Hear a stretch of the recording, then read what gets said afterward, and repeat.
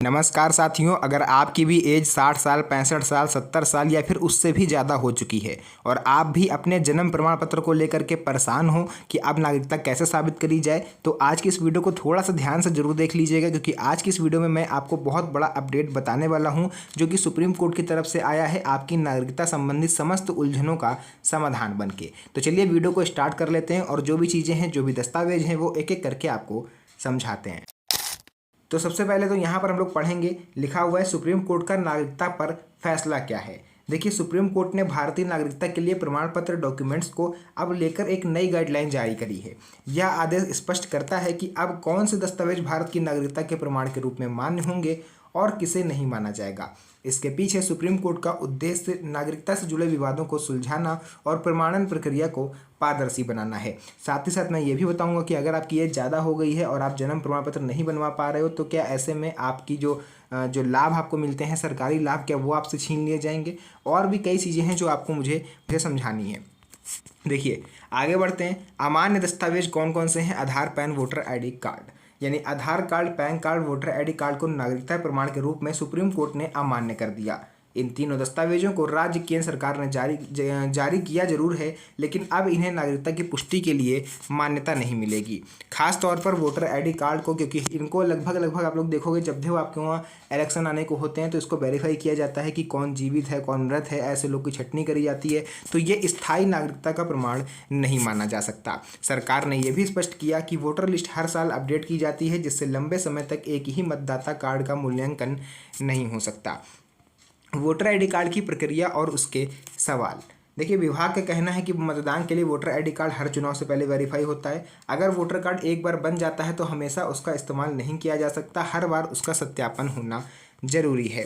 पिछले 22 से 25 सालों से जो लोग पुराने वोटर आईडी कार्ड से मतदान कर रहे थे, उनका भी रिव्यू किया गया। सरकार ने पिछले लंबे समय से वेरिफिकेशन प्रक्रिया नहीं अपनाई, लेकिन अब इसे अनिवार्य किया जा रहा है। सुप्रीम कोर्ट के अनुसार मान्य दस्तावेज कौन से होंगे? तो देखिए, ये तो आप कई बार सुन चुके होंगे कि बर्थ सर्टिफिकेट यानी कि जन्म प्रमाण पत्र से आप अपनी नागरिकता सबसे आसानी से साबित कर सकते हो। सुप्रीम कोर्ट के आदेशानुसार अब बर्थ सर्टिफिकेट सबसे महत्वपूर्ण दस्तावेज है। इसे ही नागरिकता का मुख्य प्रमाण माना जाएगा। जिनके पास बर्थ सर्टिफिकेट नहीं है वे अपनी भारतीय नागरिकता सिद्ध नहीं कर सकते, जिनके पास है वो आसानी से सिद्ध कर सकते हैं।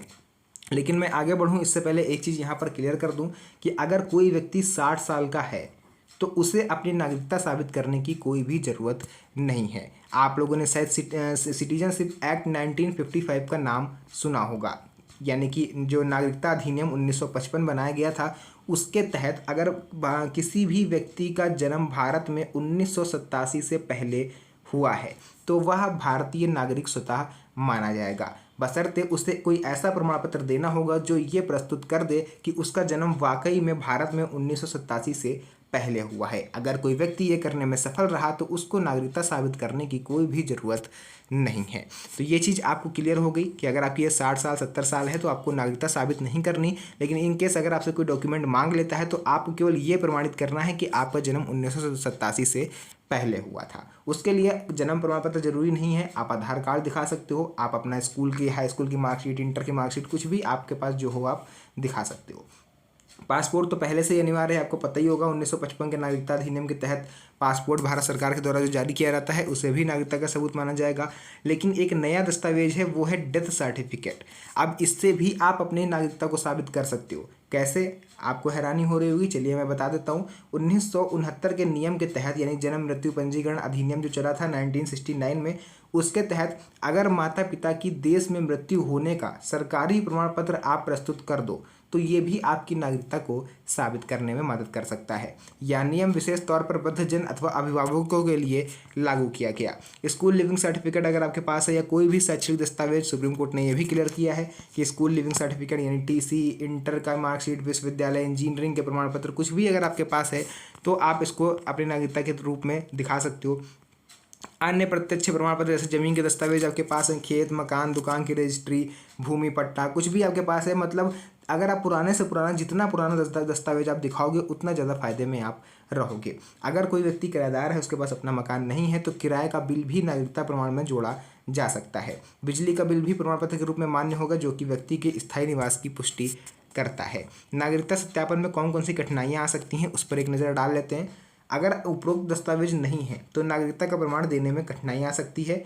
सुप्रीम कोर्ट ने यह भी चेतावनी दी है कि आवश्यक प्रमाण पत्र उपलब्ध नहीं कराने पर नागरिकता को मान्यता नहीं दी जाएगी। इससे कई परिवारों को अपनी नागरिकता सिद्ध करने के लिए सही दस्तावेज जुटाना अब अनिवार्य हो गया है। विभाग और सरकार की भूमिका। देखिए, सरकारी विभागों की जिम्मेदारी बनती है कि मतदान के लिए नागरिकों का सत्यापन समय समय पर किया जाए। चुनाव के दौरान हर मतदाता के दस्तावेज और नागरिकता की जांच होनी चाहिए। यह प्रक्रिया पारदर्शी रहे ताकि किसी को अनुचित रूप से नागरिकता ना छीनी जाए। सुप्रीम कोर्ट के आदेश का सामाजिक प्रभाव। देखिए, सुप्रीम कोर्ट के इन दिशा निर्देशों से भारतीय समाज में प्रमाणों के महत्व को लेकर जागरूकता बढ़ेगी। नागरिकता को प्रमाण जुटाने और उन्हें सुरक्षित रखने के प्रति सतर्क रहना पड़ेगा। साथ ही सिस्टम में पुराने नियमों पर सवाल उठे हैं। इतने सालों तक बिना सत्यापन आखिर कोई व्यक्ति भारत में कैसे रहा, उसको नागरिकता कैसे मिली? तो बहुत से ऐसे सवाल हैं जिनके जवाब अभी सभी को ढूंढने हैं, अभी किसी के पास उसका जवाब नहीं है। तो अगर आप चाहते हो कि ऐसे कोई भी नई अपडेट आए, कोई भी नई सूचना आए, मैं इसी तरह से आपके सामने उसको प्रस्तुत करूं, तो चैनल को सब्सक्राइब जरूर कर लीजिएगा, क्योंकि मैंने ये चैनल केवल आप लोग के लिए बनाया है। बहुत ही प्यारा चैनल है।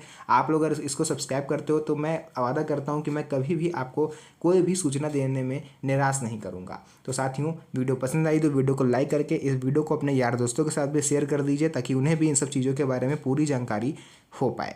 तो फिलहाल के लिए आज की इस वीडियो को यहीं तक रखते हैं। मिलेंगे आप सभी से नेक्स्ट वीडियो में एक और अच्छी इंटरेस्टिंग मज़ेदार वीडियो के साथ। तब तक के लिए धन्यवाद। जय हिंद।